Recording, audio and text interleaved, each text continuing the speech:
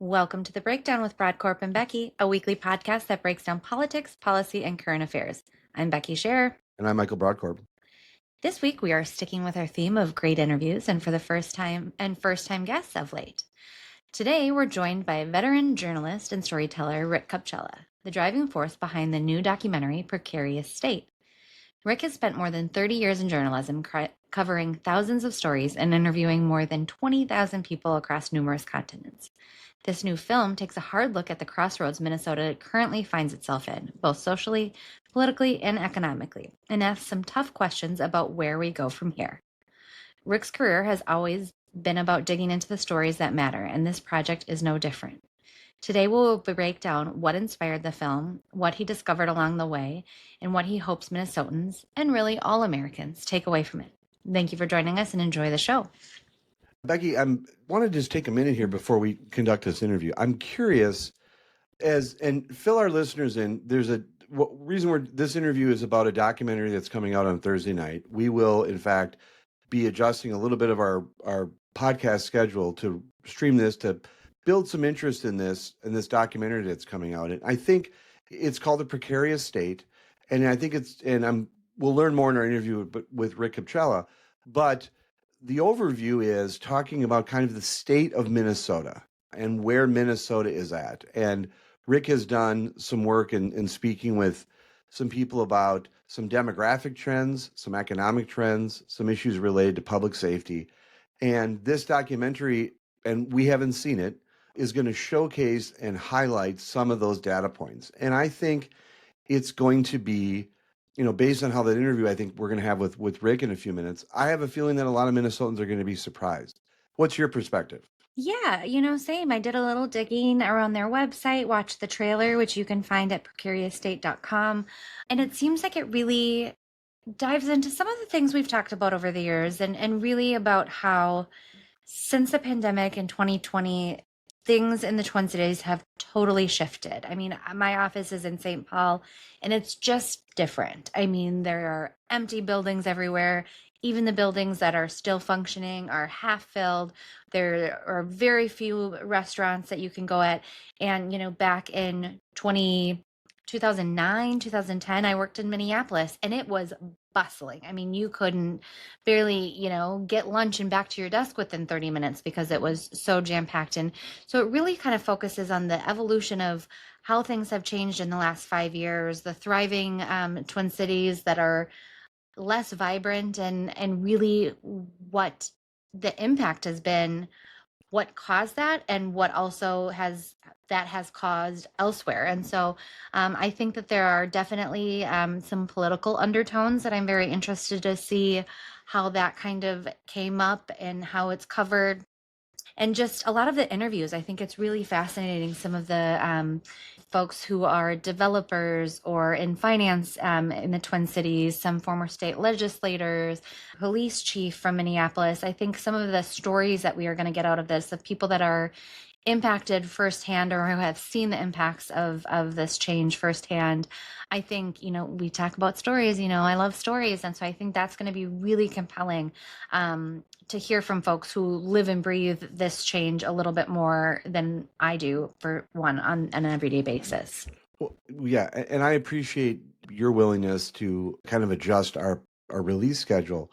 This really falls into one of the things that we're trying to do more is have there be, kind of meaty, thoughtful discussions. And again, we haven't seen the documentary, but I think one of the things that we hope is, I think we probably share this perspective that Minnesota is in need of some attention in many ways. And so kind of adjusting our podcast schedule so we can draw some interest, again, not having seen it, and neither of us are connected to the documentary. But I think one of the things we're trying to do on our podcast is continue to have people think thoughtfully. And everything I've seen so far about this podcast or this documentary is thoughtful, and I'll be very curious to see. But again, we haven't seen it, and we haven't been involved in the production anyway. But we had the opportunity to talk with Rick, and we'll see how that interview goes. And after we do the interview, we'll come back in the back end and recap it. Can't wait. We are excited to be joined and to welcome Rick to the podcast. Rick, we're really excited to get into this and hear all about this new project. But let's start from the beginning and what really led you to, what sparked your interest in creating this documentary? Yeah. Well, for all those years in TV and doing investigations, right? I've been out of television, as a full-time gig for a while. But people would always ask when I had some big investigation going, how'd you get the idea for that? How'd you get the idea for that? I always say, really at the end of the day, it was just kind of paying attention to what's going on around me. We were officed in downtown, when the pandemic hit and all of that. And I spent a lot of time downtown. And it was just looking at what's happening and looking at my watch and then my calendar, like, wow, it's been a while. It's still not back. And I would get out and visit other places and see, I want to call normal life, and it wasn't here. And that just got me going. I had, aftercare was involved in several different businesses that were all kind of new media organizations. And that was a great run, a great ride. We had to close one in the pandemic, which was sad, but it happens. The others we had much better luck with. And it was in that moment. It was in the last half of 23. And, I'm just looking around and I call friends of mine in. I had more time on my hands than I wanted. And I thought initially this would be an article. I'm going to write an article. Maybe it's even a LinkedIn post. I don't know what it is, but I want to figure something out and write about it. And I had some friends come down and business people, and I'm like, let's just go on a walk. You tell me what you see, okay? Because I don't want this to be about what I see. I want to understand, what do you see? Because I kind of know what I see, but what do you see? And I had some really sharp people. And they were saying things to me like, this is what post-pandemic looks like all over America. This is what work from home does to downtowns.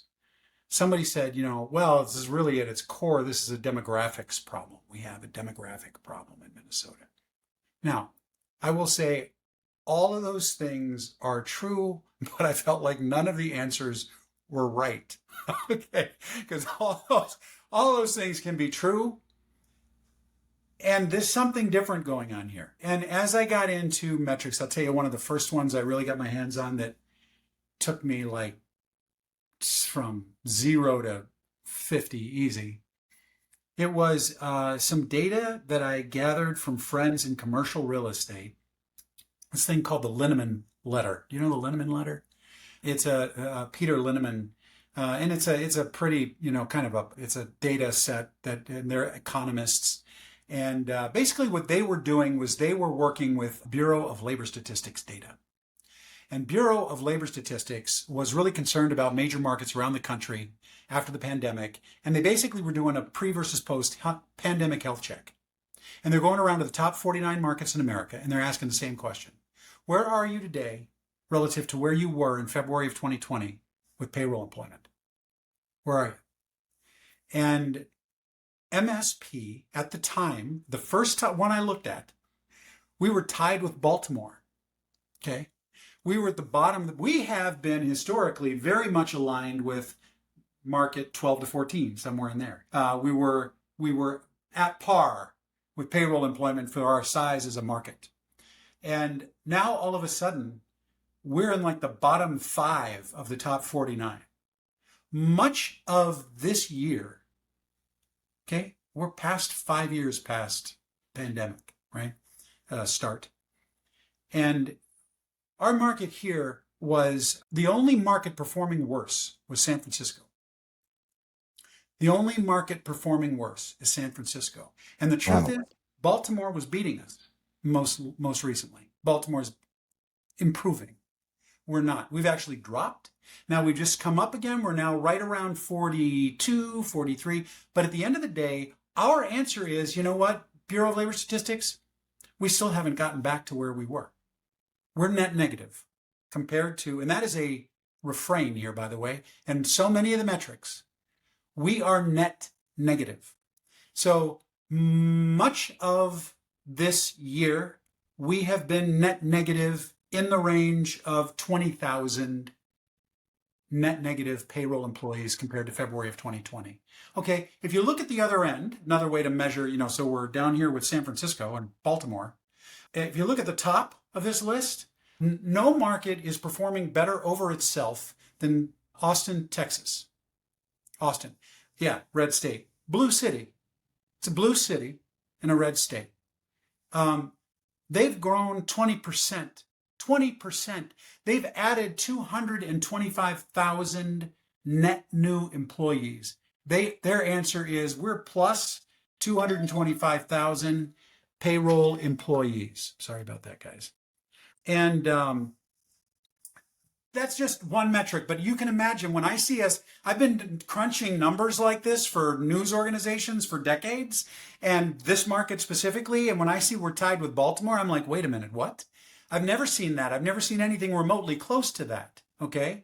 And, Baltimore's, I suspect, I know that Baltimore is for the first time, like in eons, now no longer in the top 25 most crime-ridden cities in America.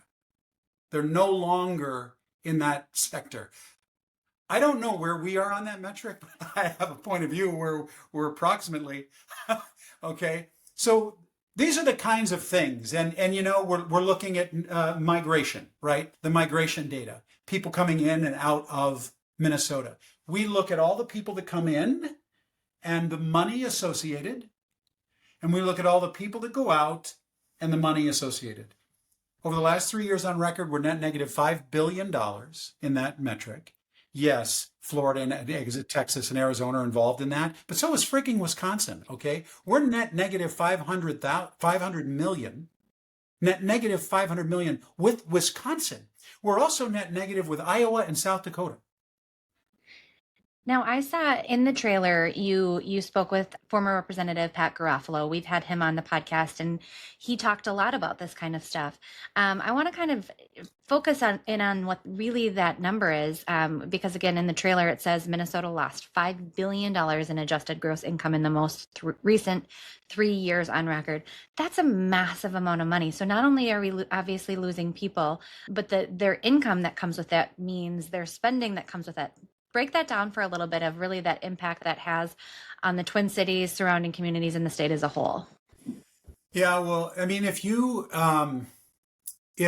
the numbers alone are so dramatic, let me think here about the business metrics that we have.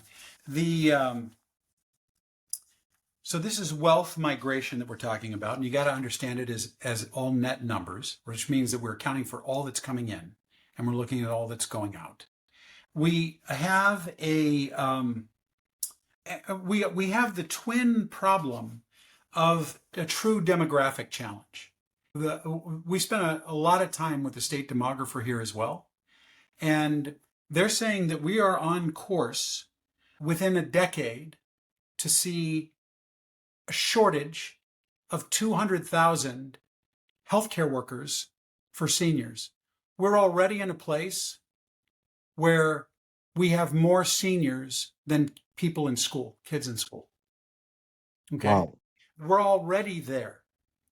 And so you add to this in terms of, I mean, I think it is a very fair statement to say in terms of drivers, based on all of the conversations we've had with businesses who have left and others who know those who've left and are thinking about leaving themselves, the tax situation here and the regulatory situation is onerous is not a strong enough word. If you look at measure business expansions, okay? Business expansions. This is the chamber did this about a year ago. And they measured all of the business expansions in Minnesota that were going out of state to expand. And they compared it to out-of-state businesses coming here to expand, okay? And what they found was in 22, 23, 24, I might double check those years, but it is in the early 20s. They found that we exported 50% more expansion projects than we imported. We exported 50% more jobs than we imported.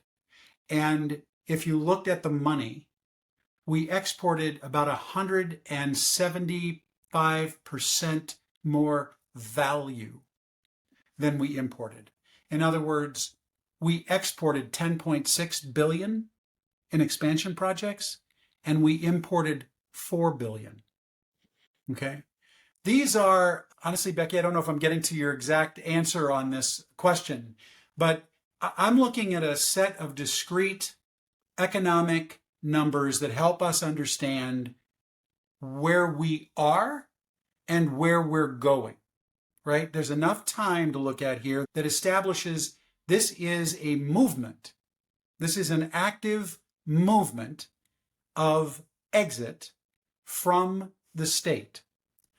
And with that, I mean, it's not just an impact on the millions of dollars the state budget has to spend or these Fortune 500 companies. I mean, this has real impact right here in our communities, right? I mean, this is less people shopping at our stores and staying in our hotels, and less people traveling throughout the state, and less people eating at our restaurants. I mean, this is hurting mom and pop shops. I mean, we already had these individual small businesses and families hurting from the shutdown of the pandemic.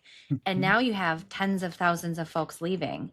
And the ripple effect just seems to be, I mean, everlasting here in our state, where other states, you're saying, have rebounded up quite a bit better.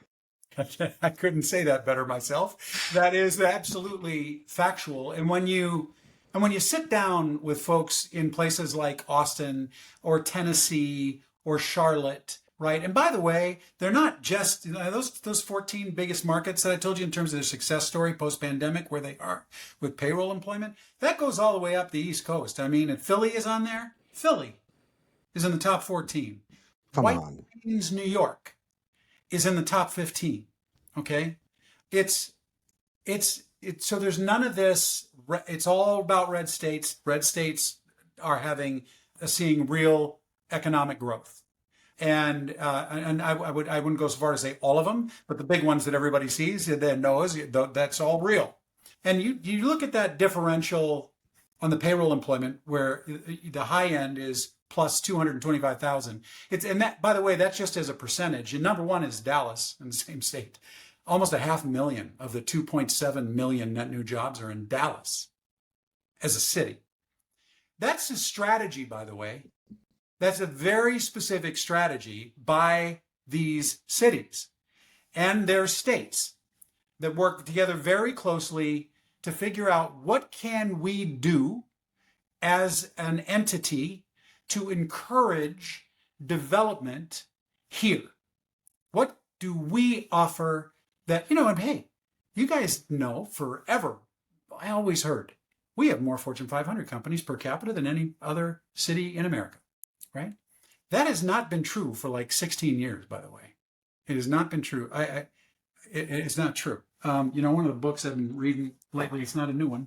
It's been around a while, but is this one the healthcare, the headquarters economy?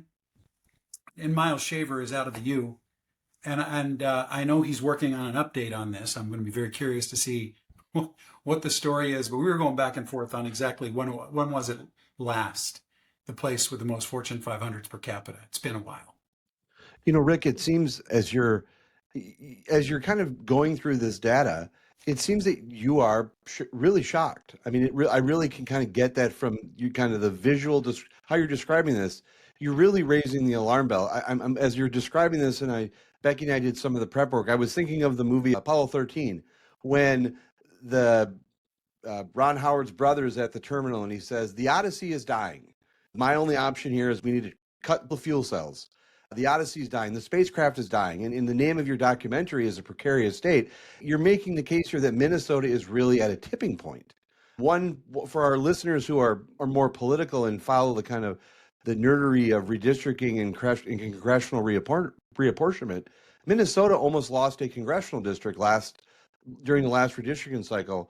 I think North Carolina did, but we almost lost one. And so it is fully expected at our next redistricting go around, after the next census and Congress does reapportionment and then we do redistricting, that Minnesota will lose a congressional district for the first time in 50 some years. And so it's going to be astounding when that happens and there's more of a political representation on the national stage as to what your documentary is bringing up about what's happening in Minnesota. You have identified some data which shows that Minnesota is in a precarious state. It's like the Odyssey, like that spaceship. It's slowly losing its ability to function and to move forward and to get to the moon. Minnesota is no longer that delivery state where we saw that type of creative entrepreneurism, where we saw those types of benchmark. We were building and being a leader in the Midwest.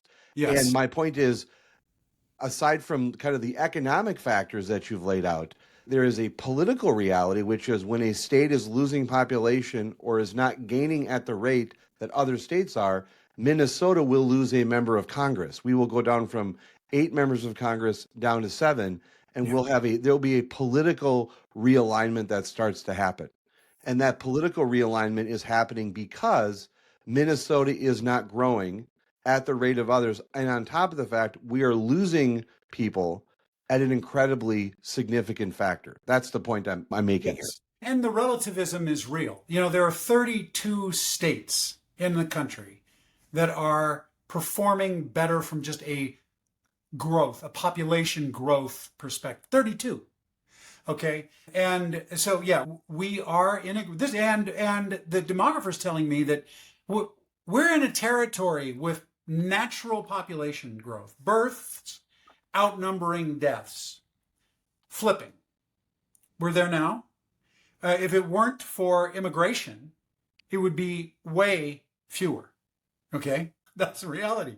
Yep. I mean, think about that for just a second. Okay. That is a real thing. And it's not like I don't have any insider real information in this regard, but the idea that some of the world-class businesses that we have here that are based here start thinking about what's next. What's next? We're already on the tax. You guys probably spend some time on this, but on the tax look of what we're doing here, we have the highest flat rate corporate tax in America. I've run into, part of the work has been talking with financial planners, talking with corporate fiscal groups they're telling me that they have gotten to a point, these advisors, okay, wealth advisors and growth advisors they're telling me that they are telling their customers here in Minnesota that they are really required as a fiduciary to explain to our citizens in Minnesota that you would be better off almost anywhere. I've met 2 people who told me they were specifically told that they would be better off financially, less burdened, if they moved to California. Wow. Okay, and you hear that and you're like, wait, come on. But I've gone to those people that have been identified and I've talked to them and it's been confirmed, that this is the kind of advice that's out there. And when it gets to a point where you say, look, I got to tell you, I have a responsibility to tell you, you would be better off economically almost anywhere else.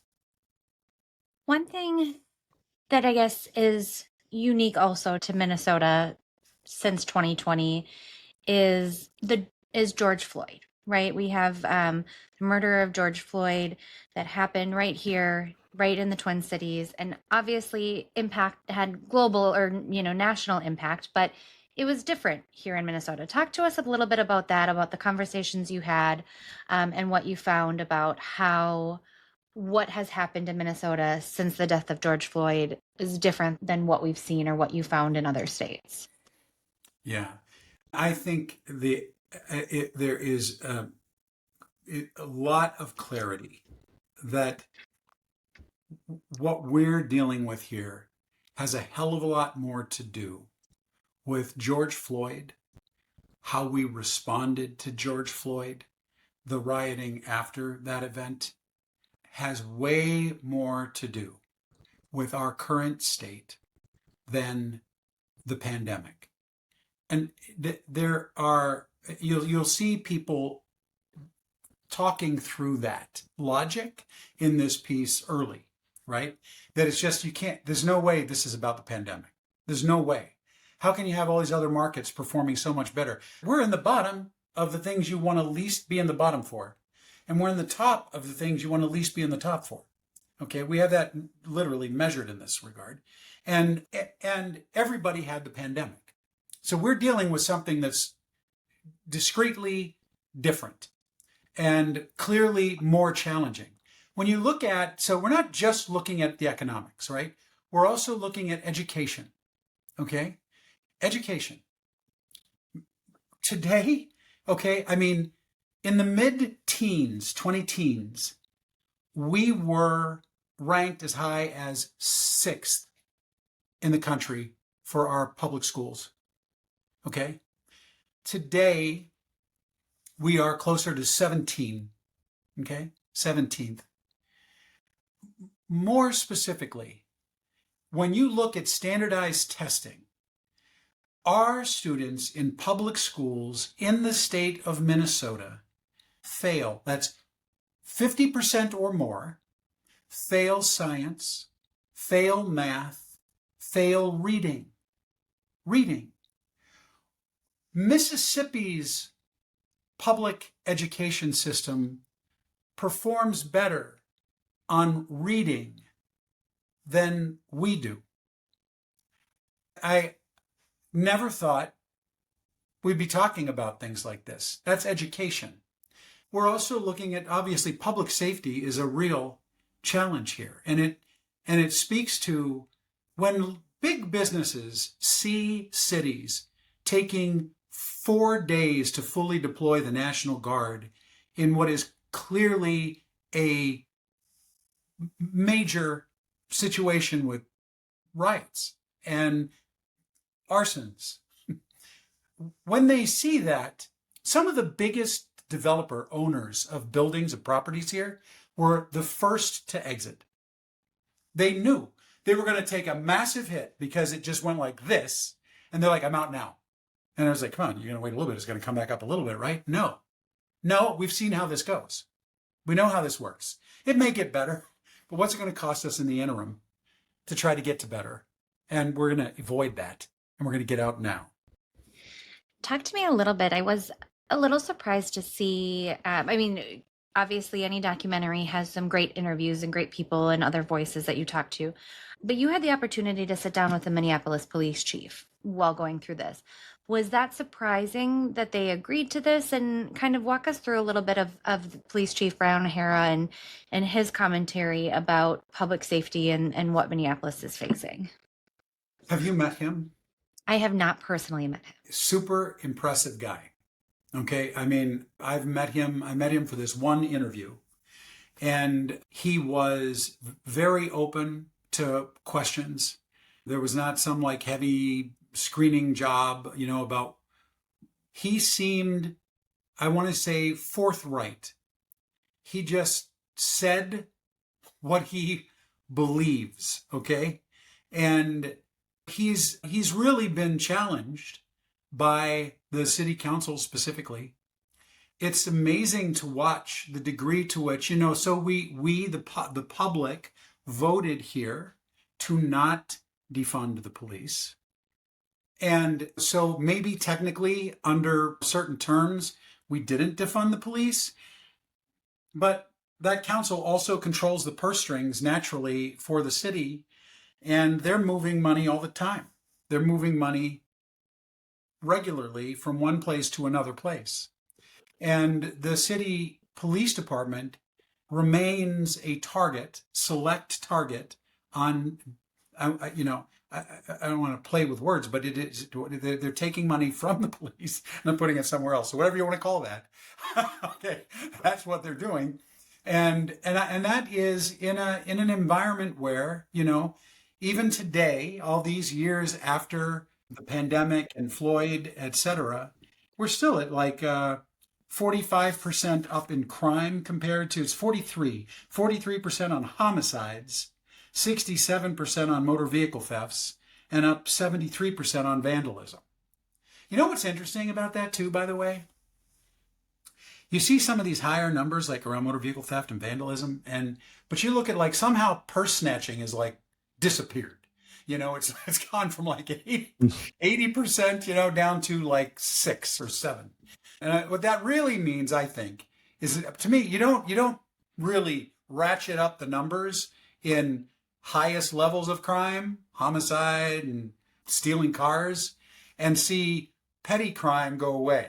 In fact, one of the things you'll see in this reporting early is some of the crime on the streets that no Minnesotan is going to believe. And that's after we've all seen the breaking of the 120 car windows, and all the other stuff. I've seen things, I've found things in this work that I have never seen before in this city. Never, ever, wouldn't believe it if somebody told me that. And you're going to see some of that in this piece as well. We've been able to get access to video, and it's remarkable what is happening here. And I want to say still. Rick, I grew up in Minnesota, spent my entire life here. Becky, I think she's from Anoka County, which counts as being part of Minnesota.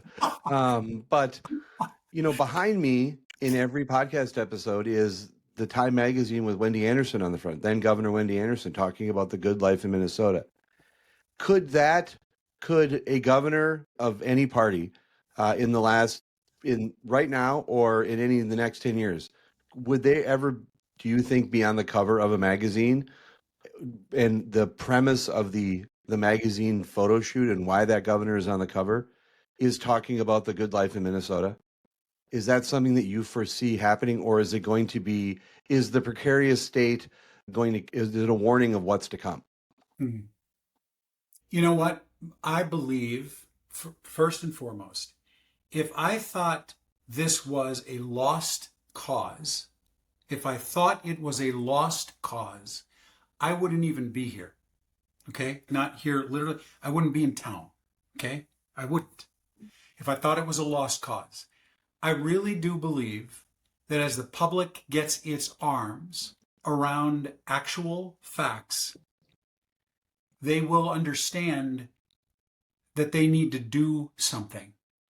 They need to act. They need to get involved. They need to find ways to engage, to pay more attention, to understand what's happening. I don't know what is going to happen. I don't know. I have hope. I have optimism, believe it or not, that I think our problem right now is just, this is all happening also at a time with media where it's changed so dramatically. It's been broadly defunded compared to what it was, decades ago when I used to live there, in the 90s and the early 2000s. It was well monetized, and it could recruit top talent, and it could go very deep on big issues. That's harder to do today. It's harder. They're not as well funded as they were. That is a concurrent reality that has not been helpful to the public. But we've got to find ways. I took 1 year just by myself in this process, unfunded, to dig on it because I could. And I was really that's kind of my character, to be just dog with a bone at the end of the day. At least I had a wife with a good job, and that helped me a little bit, a lot probably. But then we started moving around and getting people more involved in what's happening and getting people to help make this a reality to get to this point. That's all a long way of saying I'm optimistic. I do believe that as people learn more about what's going on, they will turn it around. They will turn it around. Now, I could be wrong, right? I could be wrong. And I don't know what's going to happen. And but it's a very critical time for our city and our state. So you alluded to as more, or just said as more people find out about this. How do people find out about this? We know it's airing this week. Tell us where people can find more information on social media or on the website, where people can watch it air, where people can find it once it's fully released and really get their hands on all this information. Sure, thank you. So this Thursday, 7 to 8 p.m., 7 o'clock p.m., this will be on all ABC affiliates in the state of Minnesota. So it's going to be played out at KSTP in the cities, WDIO in Duluth, KAAL in Rochester, WDAY in Fargo, and KSFY in Sioux Falls, which both those last two cover a good chunk of the western part of our state. And this will also come out on precarioustate.com. And we will continue to publish stories on the backside of this. That is our intent. That's our plan. We're going to keep working on delivering incremental pieces of information. We'll also be looking for, where real lights go on, where it's been dark. We'll look for those as well as a means of helping people understand what's promising about how things are evolving. But that's where they can find us. I really appreciate the time with you guys here. I appreciate your interest, and I hope you're getting answers that you're looking for, and being able to ask the questions you're wondering about. Rick, absolutely. And let me just say, one of the things I think that's going to happen, I'm looking forward to seeing the documentary. I've seen some of the clips. We did some research in prep for this interview. I have a feeling that this is going to shock people, that this is going to surprise a lot of people. And I think there is, having been raised in Minnesota and lived here my entire life, I think that we have it in our DNA that Minnesota is exceptional, that we have, good government and good place, good quality of life, high quality of life. And I think that I'm very interested to see, my plan is to watch my family, my kids, and just to get a sense of what it's at, because I think it's going to be eye-opening. And I really appreciate you spending your time and producing something long form. And I really hope that as you continue to develop on this, you be willing to come back on and talk with us, because I think the conversation is going to start much more after conversations are going to start to happen more after your documentary comes out tomorrow.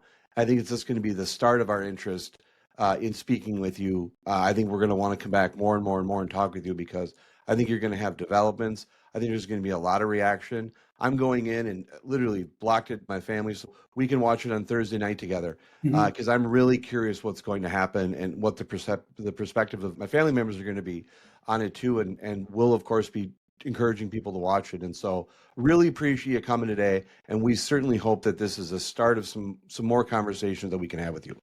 Thank you both very much. I really appreciate the time and the interest. Thank you. Look forward to hearing more. All right, guys. Becky, we just finished our interview with Rick Kupchella, who is behind the new documentary, A Precarious State. Your take on the interview?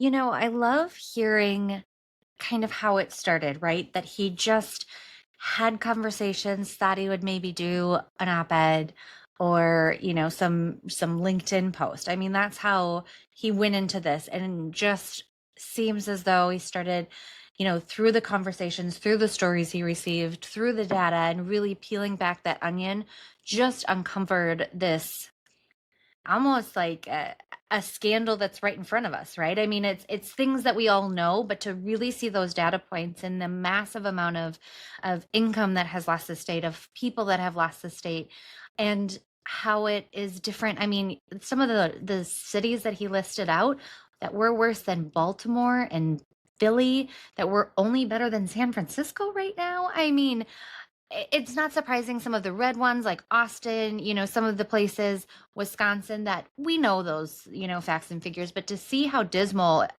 the facts and how poor the data really represents where Minnesota stands right now was pretty shocking. I mean, I am very excited to watch this and dig more into that, or get more of that brought to our attention, because I didn't know it was that bad, to be frank. Yeah, no, I was observing Rick as he was talking, and I could tell just kind of, we know him from, being in media in the Twin Cities. He was behind Bring Me the News, but prior to that, he was with Care 11. I could tell he was pretty, like, he was shocked at what he uncovered. And so I was noticing that kind of as he was describing what was going on, that he was really kind of taken aback by what he has uncovered. And I had a lot of interest in seeing this documentary before, but now even more so after the interview, because I think that this is a discussion that Minnesota needs to have. particularly, and I'll talk to this about like education. Minnesota used to be one of the key states for education, and slowly we've seen that drop. Test scores, and a lot of this was exacerbated by, the pandemic. But one of the things I think is going to be very important in the statewide races, and if I could one of the things I think Rick did a really good job of was not getting into the politics of this. And I think I'll wait for the documentary to see how that's shaped and how that is, what type of ingredients or what type of political flavoring it has and where it leads to. But the truth of the matter is that I think it's fair to look at just some base numbers. And one of the numbers that sticks out to me is education, where Minnesota is at in education. I have kids that are in high school. And so education is something that, as a parent, I'm concerned about. But I think about where the state is going. And again, the name of the documentary is A Precarious State. I think about when your kids start going to school and what kind of education system, because I think generationally, what my kids had going to school and what type of environment they were going into may be different than yours. And that is a concern long term that I had, because one of the things I think Minnesota could always anchor itself on is we had a really good education system. And we've seen areas where Mississippi is now doing better in some ways than Minnesota is on education. And so my hope is that this is the fact, and I don't know the timing or anything related to the production of this, but the fact that this is coming out a year before we're going to be having a statewide election, I think the timing of this is going to be good for Minnesotans to have some real substantive data so we can have a well-grounded debate come next election season on where this state is at and where it's going. Because to use that title, A Precarious State, a feeling that title was picked because we're in a precarious situation and we need to figure out where we're going as a state. Um, yes, absolutely. I think the education in particular is going to be really, really telling, really interesting. And I'm with you. He didn't seem to be really hitting home like this is Governor Walz's fault, this is the Democrats' fault, anything of that Yeah. sort. But there does definitely seem to be a political undertone to all of this. I mean, and even in the description, it says that it does, go into some of the political ramifications of everything that we're seeing. And so I think we watch it. I think we need to come back and chat about it, maybe with some guests from both sides of the aisle, because I think I have to imagine that is part of what we're going to find out about is a little bit more about the comparison with some of these states, and if there is more of a red blue thing, if there is more of a policy that is in one place or not, and get a little bit more of that, because I think, yeah, we're a year out from the election here, just 14 months out and 13 months out, and it's, I think, going to be an interesting thing to talk to voters about, of where we've been. We always hear, are you better off than you were 4 years ago? Well, the pandemic, ladies and gents, is beyond 4 years ago now. And so it's going to be interesting to see if we can continue to go downhill or if we are able to rebound. And I appreciate that Rick was optimistic about it all. And I hope we leave feeling optimistic as well. 2 quick points I want to make. Fantastic idea about that panel. That's what we should do for a future episode is get some people to come in and who've watched it, and let's have kind of a breakdown of their perspectives on it from different sides of the aisle. The other point I just wanted to make before we close out here is one of the things that you and I agreed on a recent episode was that particularly the governor's race will be a referendum on Walz's time as governor. And when you serve for 8 years and you want a third term, I think you and I staked out a very reasonable position that we think that this election will be a referendum on Walz. And this type of discussion on precarious state, if we're to believe again what this documentary is going to be about, but our interview with Rick and all the descriptions is, this is going to give, I think, a lot of discussion about where we're at. And it's going to really, I think, dovetail into that agreement that we had where you and I agreed about kind of the framework of how the governor's race will certainly be discussed. And so it's going to be fascinating to watch. It is Thursday night. We are releasing this episode a day early to get some interest into it. And we'll be back more to talk about the precarious state reactions in future episodes. But before we go, there's been we are still, just take a second on football. Oh, Let's just take a second on football. You and I are still tied. we are tied. We have slipped a second, but we Ben are Golnick still is tied. Ben Golnick is in first, but we are in a quick second place. Yes. And my spouse has dropped to seventh, which is nice to see. Your spouse has dropped a little bit farther back, but everyone's in the hunt. We're still early in this. We are. So I want to just remind our listeners what my objective is. My objective is not to win, but to beat Becky first. So that's my only objective. And once I beat Becky, then I want to win. But you and I are just neck and neck right now. I know. Maybe this week is it. That's the week is it. Thank you, Becky. And I want to Thank thank you. all of our listeners for joining us for this episode of The Breakdown with Brodkorb and Becky. Before you go, show some love for your favorite podcast by leaving us a review on Apple Podcasts or on the platform where you listen. You can also follow us on our website or across all social media platforms at BB Breakpod. The Breakdown with Brodkorb and Becky will return next week. Thank you so much for joining us. Bye.